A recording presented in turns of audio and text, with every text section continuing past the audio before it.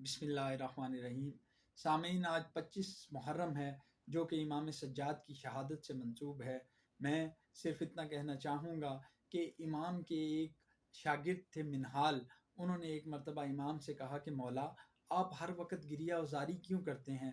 تو امام نے کہا، منہال، یعقوب کے ایک یوسف جدا ہوئے تھے تو انہوں نے اس قدر گریہ وزاری کی کہ ان کی بینائی چلی گئی تھی، اور میرے تو 18 یوسف ایک دن میں شہید ہو گئے، اور بے گور و کفن 3 دن تک لاشا پڑا رہا، میں کیوں کر نہ گریہ کروں؟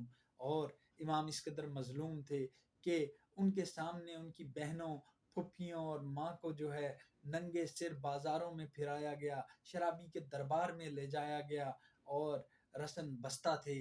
امام کی معصوم بہن بی بی سکینہ کو جو ہے اس حالت کے اندر قید رکھا گیا کہ ان کو زندان کے اندر ہی دفنا دیا گیا۔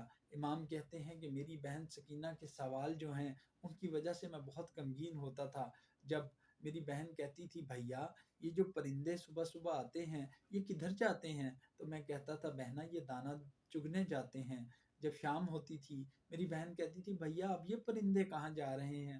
تو میں کہتا تھا، بہنا اب یہ پرندے اپنے آشیانوں کو واپس جا رہے ہیں۔ تو میری بہن کہتی تھی، بھیا کیا قیدی بھی کبھی اپنے گھروں کو لوٹتے ہیں؟